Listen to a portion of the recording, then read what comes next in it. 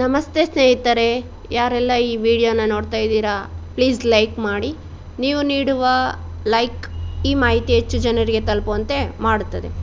ಇವತ್ತಿನ ಟಾಪಿಕ್ ಬಂದು ಮಾನವನ ಆತ್ಮವು ಅಳೆಯಬಹುದಾದ ತೂಕವನ್ನು ಹೊಂದಿದೆ ಎಂಬ ವಿಷಯವನ್ನು ತಿಳಿದುಕೊಳ್ಳೋಣ. ಡಂಕನ್ ಮ್ಯಾಕ್ಡೌಗಲ್ ಎಂಬ ಮ್ಯಾಸಚೂಸೆಟ್ಸ್ ವೈದ್ಯರು 1907ರಲ್ಲಿ ಅಸಾಮಾನ್ಯ ಪ್ರಯೋಗಗಳನ್ನು ನಡೆಸಿದರು. ಮಾನವ ಆತ್ಮವು ಅಳೆಯಬಹುದಾದ ತೂಕವನ್ನು ಹೊಂದಿದೆ ಎಂಬ ಕಲ್ಪನೆಯಿಂದ ಆಕರ್ಷಿತರಾದ ಡಾಕ್ಟರ್ ಮ್ಯಾಕ್ಡೌಗಲ್ ಹೆಚ್ಚಿನ ನಿಖರವಾದ ಮಾಪಕಗಳನ್ನು ಹೊಂದಿರುವ ವಿಶೇಷ ಹಾಸಿಗೆಯನ್ನು ರೂಪಿಸಿದರು.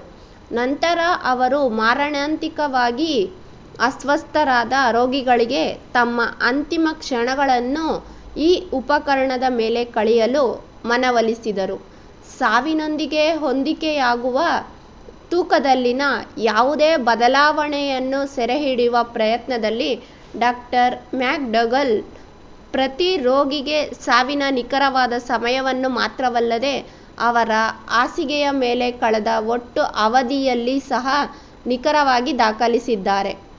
ಬಹುಮುಖ್ಯವಾಗಿ ಮುಕ್ತಾಯದ ನಿಖರವಾದ ಕ್ಷಣದಲ್ಲಿ ಸಂಭವಿಸಬಹುದಾದ ತೂಕದಲ್ಲಿ ಯಾವುದೇ ಏರಿಳಿತಗಳನ್ನು ಸೆರೆಹಿಡಿಯಲು ಅವರು ಗಮನಹರಿಸಿದರು. ದೈಹಿಕ ದ್ರವಗಳು, ಬೆವರು ಮತ್ತು ಮೂತ್ರ ಮತ್ತು ಅನಿಲಗಳ ಆಮ್ಲಜನಕ ಮತ್ತು ಸಾರಜನಕ ನಷ್ಟವನ್ನು ಒಳಗೊಂಡಂತೆ ತೂಕದ ಬದಲಾವಣೆಗಳಿಗೆ ಎಲ್ಲ ಸಂಭವನೀಯ ವಿವರಣೆಗಳನ್ನು ಡಾಕ್ಟರ್ ಮ್ಯಾಕ್ಡೌಗಲ್ ಪರಿಗಣಿಸಲು ಪ್ರಯತ್ನಿಸಿದರು. ಗಮನಾರ್ಹವಾಗಿ, ಆತ್ಮವು ಒಂದು ಜಾನ್ಸನ್ ಮುಕ್ಕಾಲು ಭಾಗದಷ್ಟು ಅಥವಾ ಸರಿಸುಮಾರು 21 ಗ್ರಾಂ ತೂಕವನ್ನು ಹೊಂದಿದೆ ಎಂದು ಅವರು ತೀರ್ಮಾನಿಸಿದರು. ಇಂದಿನ ವೈಜ್ಞಾನಿಕ ಭೂದೃಶ್ಯದಲ್ಲಿ ಡಾಕ್ಟರ್ ಮ್ಯಾಕ್ಡೌಗಲ್ ಅವರ ಪ್ರಯೋಗಗಳು ಗಮನಾರ್ಹ ಪರಿಶೀಲನೆಯನ್ನು ಎದುರಿಸಬೇಕಾಗುತ್ತದೆ.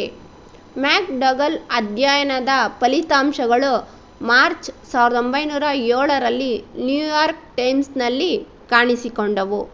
ಆದರೆ ಈಗ ಮಾನವನ ದೇಹವನ್ನು ಬಿಟ್ಟು ಹೋಗುವಾಗ ಆತ್ಮವು 21 ಗ್ರಾಂ ತೂಕವನ್ನು ಹೊಂದಿರುತ್ತದೆ ಎಂದು ಪರಿಗಣಿಸಲಾಗಿದೆ.